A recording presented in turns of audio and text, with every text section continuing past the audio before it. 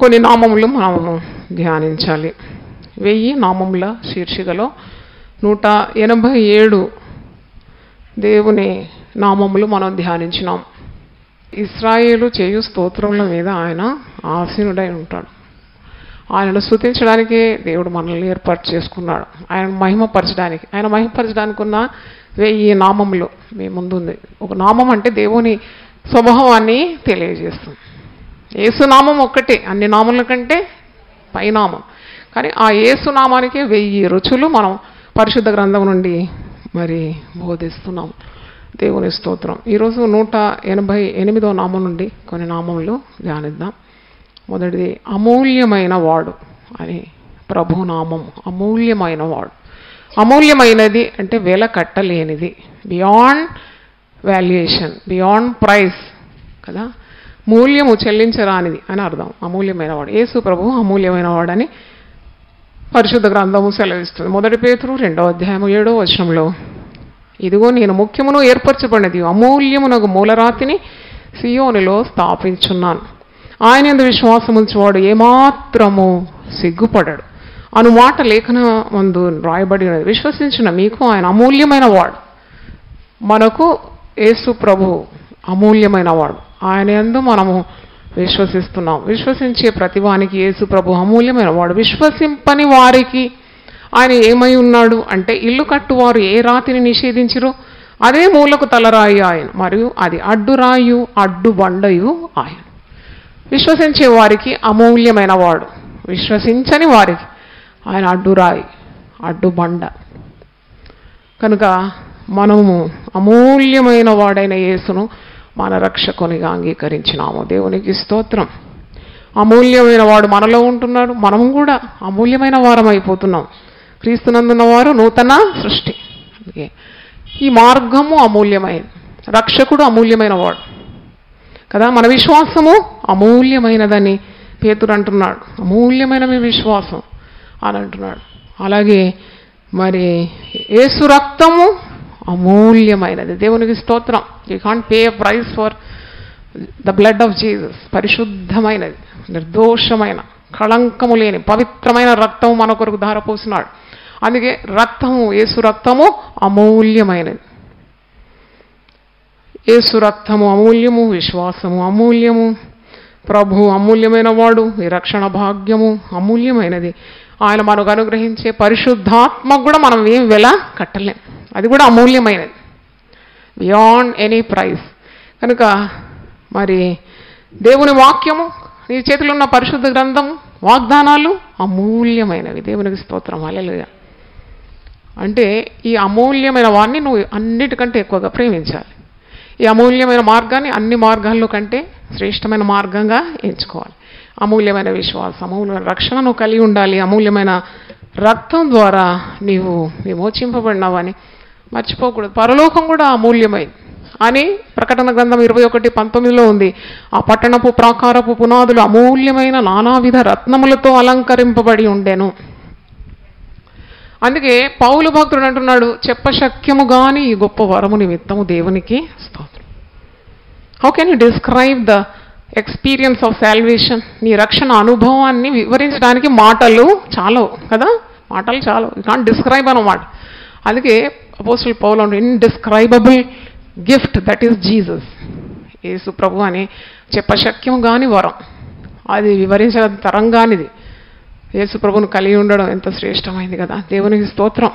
ఎంత అమూల్యమైనదంటే ప్రాణాలు కూడా చెల్లిస్తున్నారు భక్తులు దీని కొరకు, హతసాక్షులైపోతున్నారు. అంటే ప్రాణము కంటే విలువైన వాడు అన్నమాట యేసు ప్రభు. పౌలు భక్తుడు ఏమంటాడు, నా మట్టుకైతే బ్రతుకుట క్రీస్తు, చావైనా నాకు లాభమే. If I live I live for God, if I die I die for God. It's a gain for me to live for God, it's a gain for me to die for God. దేవునికి స్తోత్రం కదా. భక్తులను చంపుతున్నారు కానీ దేవుని సేవ మాత్రం ఆగడం లేదు కదా, ఇంకా పెరిగిపోతుంది కానీ తరగడం లేదు. అదే అన్నమాట యేసు అమూల్యమైన వాడు. సంఘము స్థాపన నుండి మరి హతసాక్షులు ఉన్నారు, ప్రభు కొరకు ప్రాణాలు అర్పించిన వారు ఉన్నారు. సంఘము మరి రక్తం చిందింపబడింది, భక్తులు దాని కొరకు రక్తం చిందించినారు.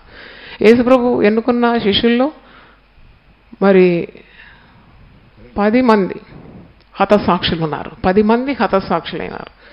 అంటే ఎంత విలువైన వాడు. నువ్వు ఏదైనా ఒక వస్తువు కొనడానికి ప్రాణం పెడుతున్నావా? ప్రాణమేం పెట్టావు కదా, నీకున్న డబ్బు పెడతావు అంతే కదా.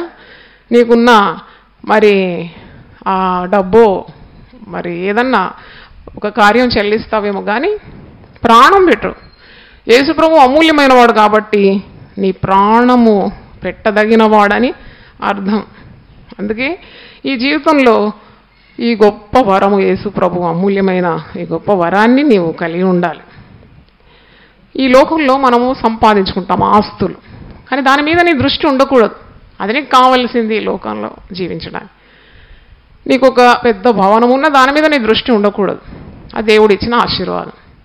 నీకు పిల్లలు ఉన్నారు, దాని మీద కాదు నీ కేంద్రీకరణ. పిల్లలు యెహోవా ఇచ్చు బహుమానం, ఆయన పిల్లలు.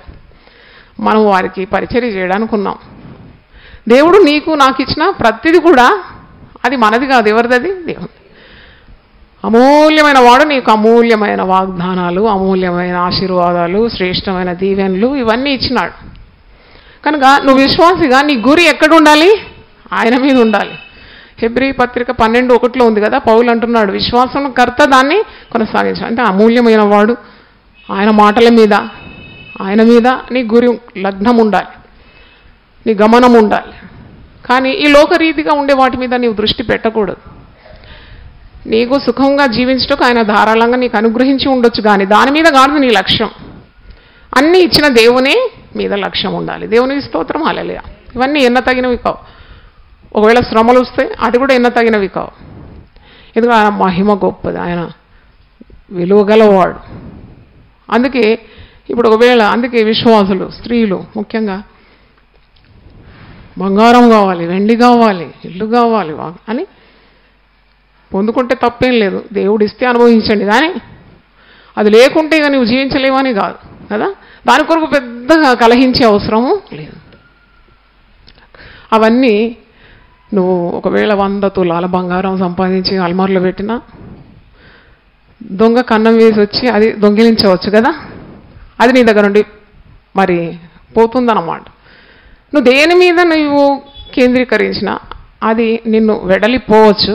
కానీ యేసు ప్రభువు అమూల్యమైన వాడిని నువ్వు కలిగి ఉంటే ప్రభువును నీ యొద్ద నుండి, హృదయం నుండి ఎవ్వరు కూడా అపహరించలేరు. ఇవన్నీ తాత్కాలికమైంది, కానీ నిరంతరం మనతో సదాకాలం ఉండేవాడు ప్రభువే కదా. దేవునికి స్తోత్రం, హల్లెలూయా. Everlasting happiness and everlasting god అంటే ప్రభువు నీకు సదాకాలం తోడున్నాడు. అందుకే నేత్రాశ, జీవపు డంబము, లోకాశలు, శరీరేచ్ఛలు ఇవన్నీ తాత్కాలికమైంది. ఇవన్నీ గతించిపోతుందని వాక్యంలో ఉంది. ఇవన్నీ నిలకడగా ఉండవు. ఈరోజు ఉంటుంది, రేపు పోతుంది. కానీ నువ్వు దేవుని చిత్తం జరిగిస్తే నిరంతరము నిలుస్తావు. అంటే అమూల్యమైన ప్రభువును నువ్వు కలిగి ఉంటే నీకు ఇంకా శాశ్వతమైన జీవం, అది కూడా అమూల్యమైంది. Eternal life is so precious కదా. యేసుక్రీస్తు విశ్వాసం ఉంచడానికి నిత్య జీవం.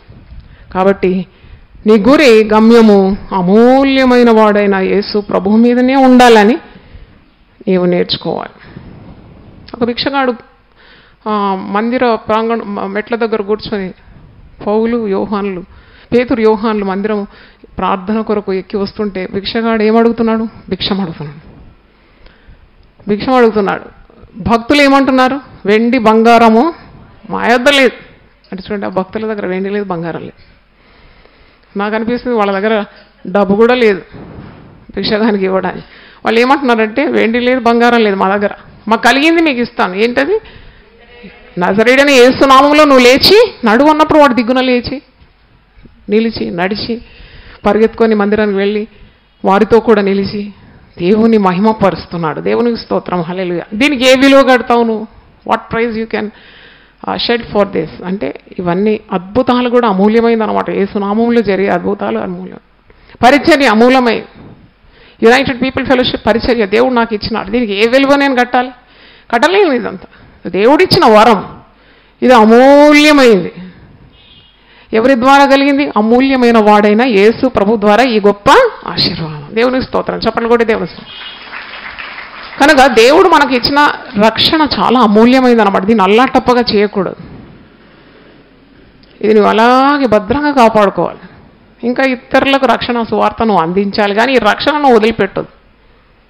రక్షింపబడిన వారికి శ్రమలు రాగానే వాళ్ళు అంటారు, ఒక సహోదరి అంటూ ఉన్నారు కొన్ని సంవత్సరాల క్రితం, అంత అన్యజనం నుండే వచ్చింది విగ్రహారాధన, అంతా వదిలిపెట్టి వచ్చింది రక్షణ మార్గం. శ్రమలు రాగానే అంటుంది, అమ్మా నా వల్ల కాదు, నేను తిరిగి వెళ్ళిపోతానమ్మా, నాకు ఈ శ్రమ తట్టుకోలేను అంటే నేను చెప్పినాను అప్పుడు, ఇంత గొప్ప రక్షణ నిర్లక్ష్యం చేయొద్దు. దేవుడు అమూల్యమైన వాడు, ఇంత అమూల్యమైన రక్షణ నీ చేతికి ఇస్తే నువ్వు ఎలాగో దీన్ని వదిలిపెట్టి శ్రమలకు భయపడి తిరిగి వెళ్ళిపోతావు? అలా కాదు, ముందుకే వెళ్ళాలి కానీ వెనుక అడుగు వేయకూడదని చెప్పినాను. ఇప్పుడు మంచి బలమైన విశ్వాసి, దేవుని స్తోత్రం, హల్లెలూయా. అంటే ఈ ఆకర్షణలకు కొందరు రక్షణ వదిలిపెట్టి వెళ్ళిపోతారు, తర్వాత శిక్ష, శాపం, నరకం ఇవన్నీ అనుభవిస్తారు. అందుకే పౌలు అంటున్నాడు, ఇంత గొప్ప రక్షణను నువ్వు ఎలాగో నిర్లక్ష్యం చేస్తావు? How can you neglect such a great salvation? దేవుడు అనుగ్రహించే రక్షణను భయంతోనూ వణుకుతోనూ నువ్వేం చేయాలి? కాపాడుకోవాలి. భద్రం, చాలా విలువైన వస్తువులను కాపాడుకుంటావు కదా. విలువైన వస్తువులు అటు ఇటు పడేసుకుంటావా? నీ నగలు తీసి అక్కడ పారేస్తావా ఇంట్లో? అవన్నీ తీసి చాలా భద్రంగా లాక్ హ్యాండ్కి, మళ్ళీ లాక్ పడ్డదా లేదని మళ్ళీ పట్టి చూస్తావు కదా. అలాగే దేవుడు ఇచ్చిన ఈ గొప్ప ఆశీర్వాదం, రక్షణ అనేది నీవు కాపాడుకోవాలి, పాపం చేయకూడదు, అమూల్యమైన క్రీస్తును నీవు వదులుకోకూడదు అన్నమాట. అందుకే ఆయన నీ పాలు, నీ స్వాస్థ్యము, ఆయన నీ సమస్తమై మారిపోవాలి అని అర్థం. దేవుని స్తోత్రం. అర్థమైతే ఒకసారి హల్లెలూయా చెప్పండి. హల్లెలూయా. ఇంకో నామం, పిలుచువాడు, the one who call you. పిలుచువాడు, ఈ మార్గానికి, ఈ సత్య మార్గానికి, ఈ రక్షణ మార్గానికి మనల్ని అందరినీ పిలిచినవాడు ఎవరు? యేసు పిలిచినాడు. పిలవకుంటే నువ్వు రాలేవు. ఇక్కడ నిన్ను పిలిచినాడు, రమ్మని పిలిచినాడు. ఆయన నీ హృదయపు వాకిట నిలిచి తట్టినాడు. తడితే నువ్వేం చేసినావు? హృదయము యొక్క తలుపులు తెరిచినావు. అందుకే ఆయనతో నువ్వు సహవాసం కలిగి ఉన్నావు, ఆయన బిడ్డగా మారిపోయావు. ముందు చీకటిలో ఉన్నావు, పాపంలో ఉన్నావు, అంధకారంలో ఉన్నావు, కానీ అక్కడి నుండి నిన్ను పిలిచినాడు, ఆశ్చర్యకరమైన వెలుగులోకి పిలిచినాడు, అంధకారం నుండి వెలుగులోకి నడిపించినాడు. దేవుని స్తోత్రం, హల్లెలూయా. ఇక్కడ ఇంతమంది ఉన్నారు, నాకు తెలుసు సగటు కంటే ఎక్కువ మంది పుట్టు క్రైస్తవులు ఏం కావు, అందరూ ప్రభువు చేత పిలువబడిన వారు. చప్పట్లు కొట్టి దేవుని స్తుతిద్దాం.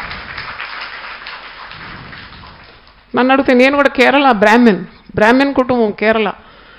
పూజలు పునస్కారాలు అన్నీ ఉండేది. మా తాత ముత్తాలు చేసేది, చాలా పవిత్రంగా పూజలు చేసేది. కానీ అక్కడ నుండి, ఆ అంధకారం నుండి దేవుడు తన ప్రేమ చేత మమ్మల్ని ఏం చేసినాడు? పిలుచుకున్నాడు. పిలిచి ఆయన గుణాతిశయములను ప్రకటించడానికి నిలబెట్టినాడు. అంటే ఎంత గొప్ప దేవుడు అండి. చప్పట్లు కొట్టి దేవుని స్తుతిద్దాం. హల్లెలూయా, హల్లెలూయా. అంటే అంధకారం, అందుకే పేతురు అంటాడు, 1 పేతురు 2:9 ఆ మాట ఉంది, మీరు చీకటిలో నుండి ఆశ్చర్యకరమైన తన వెలుగులోకి మిమ్మల్ని పిలిచిన వాని గుణాతిశయములను ప్రచురము చేయ నిమిత్తం మనం ఇప్పుడు ఎలాగున్నామంటే ఏర్పరచబడిన వంశం. వీఆర్ స్పెషల్ పీపుల్ అన్నమాట. మన విలువ మనకు తెలియాలి. ఊరికే విశ్వాసులు ఏడ్చుకుంటూ గునుక్కుంటూ సనుక్కుంటూ ఉండకూడదు. You're special people. You're called by God, you're appointed by God, you're separated from other people. ఏర్పరచుకున్న వంశము, రాజులైన యాజక సమూహం. రాజులం అంట మనం. అంత టీవీ ఉండాలన్నమాట నీకు. ఒక రాజుకో రాణికున్న టీవీ ఉండాలి. ఎందుకంటే రాజులకు రాజు, ప్రభువులకు ప్రభువుని నీ మార్గంలో ఏం చేసినాడు? పిలుచుకున్నాడు. పిలుచువాడు. తర్వాత పరిశుద్ధ జనంగా దేవుని సొత్తైన ప్రజగా నిన్ను తీర్చినాడు. దేవుని స్తోత్రం, హల్లెలూయా. పిలిచి ఊరుకున్నాడా? ప్రతి విధమైన పరలోక సంబంధమైన, ఇహలోక సంబంధమైన ఆశీర్వాదాలను నీకు ఇస్తూనే ఉన్నాడు. పిలుచువాడు, నువ్వు పిలిస్తే వెంటనే పలుకుతున్నాడు. నేనున్నాను, భయపడొద్దు అంటున్నాడు. మరి ఏ మార్గంలో ఇలాగుంది? ఎక్కడ నాకు తెలిసి లేదు. ఎందుకంటే క్రైస్తవ మార్గంలోనే నీవు దేవుని కూడా తండ్రి, అబ్బా అని పిలుస్తున్నావు. నీ మనవులు తెలియజేస్తున్నావు, నువ్వు మాట్లాడుతున్నావు, ఆయన మాట్లాడితే నువ్వు వింటున్నావు. ఇది గొప్ప బంధం కదా. మరి ఈ మార్గంలో నీకు ఇంత భాగ్యము దేవుడు అనుగ్రహిస్తున్నాడు. నిన్ను పిలిచిన దేవుడు నమ్మదగిన దేవుడు అని 1 తెస్సలోని 5:23-24 వచనాలు మీరు చదివితే, సమాధానకర్తకు దేవుడే మిమ్మును సంపూర్ణముగా పరిశుద్ధపరచునుగాక, మీ ఆత్మయు జీవమును శరీరమును మన ప్రభు అయిన యేసుక్రీస్తు రాకడయందు నిందారహితముగాను సంపూర్ణంగాను ఉండునట్లు కాపాడబడునుగాక. మిమ్మును పిలిచివాడు నమ్మకమైన వాడు గనుక అలాగూ చేయను. మనల్ని పిలిచిన వాడు ఎలాంటి వాడు? నమ్మకమైన వాడు. దేవుని స్తోత్రం, హల్లెలూయా. ఈ లోకంలో నిన్ను చాలామంది పిలుస్తారు, పిలిచి నేను నట్టేట ముంచేస్తారు కదా. రా ఫైనాన్స్ కట్టుకొని రండి, చిట్టి డబ్బులు కట్టుకుందాం రండి అని పిలుస్తారు. దాని మధ్యలో మంది ముంచేస్తారు. అంటే నేను పిలుస్తున్నారు. ఇలా పిలుపు ఉన్నది లోకంలో, రకరకాల పిలుపు ఉంది, కానీ నమ్మకమైన పిలుపులు కావు. అందుకే వాక్యంలో 1 కొరింథీ 1:9 మన ప్రభు అయిన యేసుక్రీస్తు అను తన కుమారుని సహవాసమునకు మిమ్మును పిలిచిన దేవుడు నమ్మదగిన వాడు. చప్పట్లు కొట్టి దేవుని స్తుతించండి.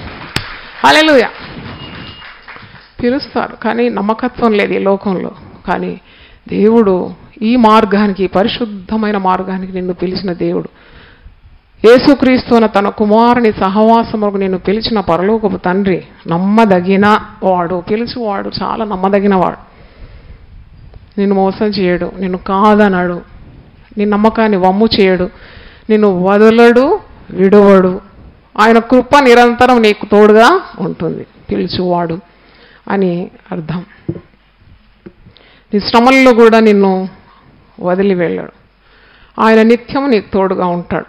మీరు పరిశుద్ధ గ్రంథంలో చూసినప్పుడు తరచుగా మీరు చూస్తారు ఒక వింత ఏంటంటే, ఎప్పుడు ప్రభువు నిన్ను రమ్మంటాడు కదా. దప్పిగొను వర్లరా మీరు నీళ్ళ యుద్ధకు రండి, ఆకలిగొను వర్లరా మీరు నా యుద్ధకు రండి. సిలువలో ఆయన 2 చేతులు అటు ఇటు చాపబడి ఉంది. దాని అర్థం ఏంటంటే రండి అని అర్థం అన్నమాట. రండి, పొండి అని ఒక దగ్గర అడుగుతాడు, నువ్వు సర్వలోకానికి వెళ్ళి సర్వ సృష్టికి సువార్త అని. కానీ తక్కిన సమయాల్లో అంతా రండి, ప్రయాసపడి భారం మోసుకొని సమస్త జనులారా మీరు నా యొద్దకు రండి, పాపులారా మీరు రండి, మీ చేతులను శుభ్రపరచుకోండి, మీరు నా యొద్దకు రండి, నేను మీ యొద్దకు వస్తాను. మరి రండి, మన వివాదమును తీర్చుకుందాం. నీ పాపము రక్తము వలె ఎర్రగా ఉన్నా, కెంపు వలె ఎర్రగా ఉందా, హిమము కంటే తెల్లగా మార్చేస్తాను, గొర్రెబొచ్చు కంటే తెల్లగా మారుస్తాను. అంటే ఇదొక సవాల్ అన్నమాట. రండి రండి అనేది యేసు ప్రభు మాత్రమే రండి అని అంటున్నాడు. నా పరిచర్యలో ఒకటి చాలా నాకు ఎప్పుడు గుర్తొచ్చేది, ఒక సింధీ లేడీ. ఆమె మరి ఇక్కడే మన ద్వారా, ఈ పరిచర్య ద్వారా ప్రభువులోకి వచ్చింది. ఆమె మరి అన్యురాలుగా ఉన్నప్పుడు పండ్లు, ఫలాలు, కొత్త బట్టలు అన్నీ తీసుకుపోయి ఒక మరి దేవత దగ్గర తీసుకొని వెళ్ళిందంట. అక్కడ ఒక ఆమె ఇలాగూ పూజలు చేస్తుంది, వ్రతం చేస్తుంది. ఆమె చూడగానే పో, ఇక్కడ నుండి వెళ్ళిపో, నీదేమి నాకు అక్కర్లేదు అన్నదంట. ఈమె చాలా ప్రయాసపడి అక్కడికి వెళ్ళింది. కానీ ఆ దేవుడు అన్నాడంట, వద్దు, తీసుకొని వెళ్ళి, నువ్వు అవసరం లేదు, నా గడప తొక్క పొమ్మంటే ఆమె అనుకుంది, ఏం పాపం చేసినానో, దేవుడే నన్ను వద్దంటున్నాడని చెప్పి అవన్నీ తీసుకొని ఇంట్లో పడేసి పెద్దగా ఏడుస్తుంది అన్నమాట. భయంకరంగా ఏడుస్తుంటే దాని పక్క గృహంలోనే మన యునైటెడ్ పీపుల్ ఫెలోషిప్కి వచ్చే ఒక సహోదరుడు. ఆమె ఏడుపు విని వెళ్ళి, ఎందుకు ఏడుస్తున్నావు అని అడిగితే, దేవుడే నన్ను వద్దన్నాడు కదా, ఇక నాకు చావే మేలు, దేవుడు వద్దనంటే నేను పాపిని, అందుకే నేను తీసుకుపోయింది ఏది అంగీకరించలేదు అంటే. అప్పుడు ఆమె యేసు ప్రభుని గురించి చెప్పి, ప్రభు ఎప్పుడు కూడా నిన్ను కాదన్నాడు, నేను తీసుకొని వెళ్తా, రామ్నగర్లో మరి యూపీఎఫ్ తీసుకొని వెళ్తాను. ఆమె ఆటోలో నాకు ఫోన్ చేసింది, వచ్చామని తెమ్మన్నాను. ఆమె ఆటోలో ఇక్కడికి వచ్చి తీసుకొచ్చింది. ఇక్కడ చూస్తే సింధీ లేడీ అన్నమాట, నార్త్ ఇండియన్. ఏడ్చి ఏడ్చి ఏడ్చి కళ్ళన్నీ ఇట్లా ఉబ్బిపోయింది అన్నమాట. అప్పుడు ఆమెను తీసుకొని ప్రేమతో మరి ఆమె కొరకు ప్రార్థన చేసి మరి ప్రభు యొక్క మార్గాన్ని బోధించినాను. తల మీద చేయి పెట్టి ప్రార్థన చేసినాను. నేను అన్నాను, యేసు ప్రభు ఎప్పుడు కూడా నిన్ను పొమ్మన్నాడు, ఎప్పుడు నిన్ను రమ్మంటాడు. నీకు పాపం ఉన్నా, నీకు భారం ఉన్నా, నీకు బరువు ఉన్నా, ఏది ఉన్నా కానీ నిన్ను ప్రభు రమ్మంటున్నాడు అని కొన్ని వాక్యాలు తీసి రమ్ము రమ్ము అని ఎక్కడుందో అవన్నీ చూసి చూపెట్టినప్పుడు ఆమె ప్రభువుని అంగీకరించింది. దేవుని స్తోత్రం. ఇప్పుడు ఆమె గొప్ప సేవకురాలుగా ఉందండి. అనేక మందికి వాక్యం అందిస్తుంది. చప్పట్లు కొట్టి దేవుని స్తుతిద్దాం. అంటే మిమ్మల్ని పిలిచిన వాడు నమ్మదగిన వాడు. నిన్ను పిలిచినాడంటే తప్పకుండా నీకు తోడుంటాడు. కష్టాలు వచ్చినప్పుడు స్నేహితులు వదిలిపెడతారు.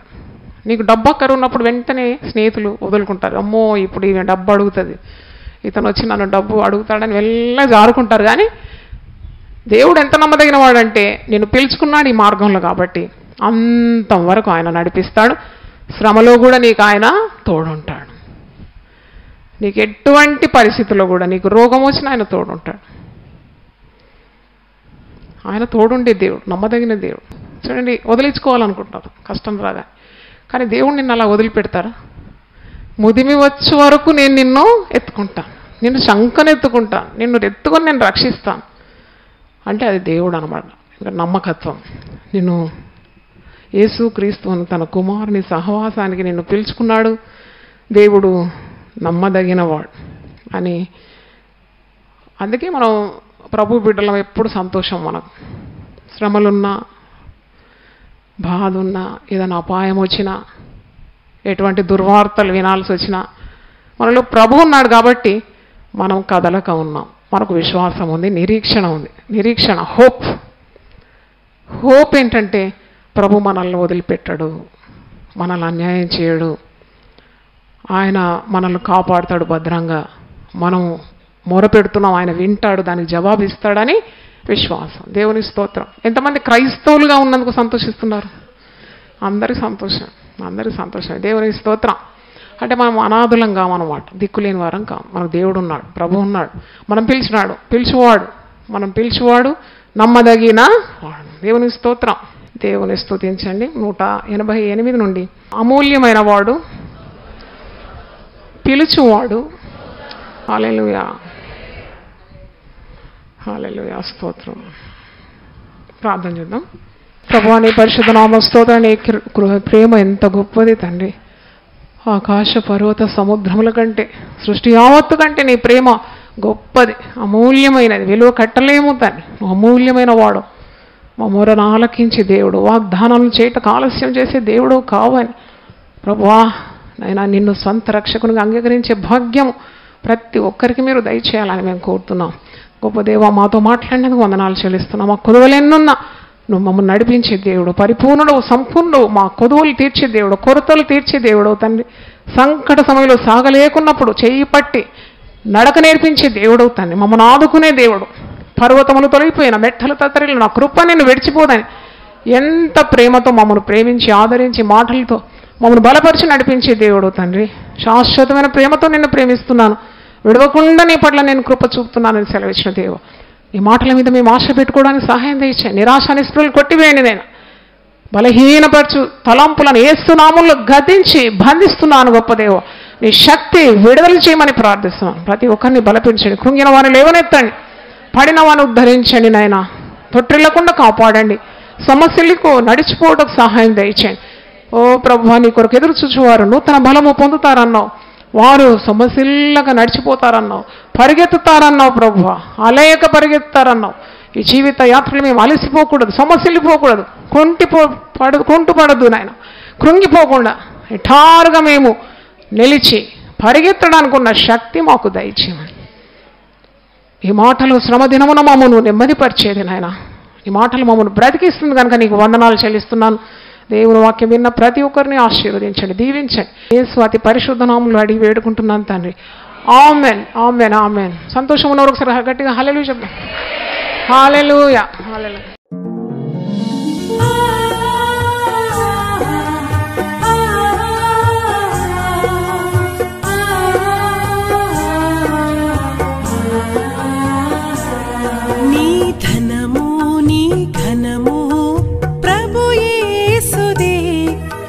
దశమా భాగము నీయ వెనుదీతువా. నీ ధనము నీ ఘనము ప్రభు యేసుదే, నీ దశమా భాగము నీయ వెనుదీతువా. ధరలోన ధనధాన్యములనీయగా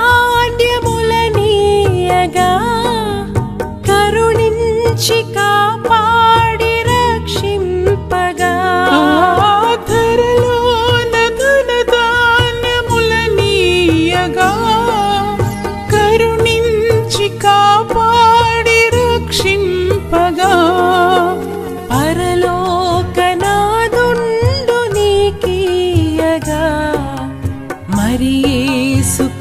ప్రభుకీయవెనుదీతువా పరలోకనాథుండు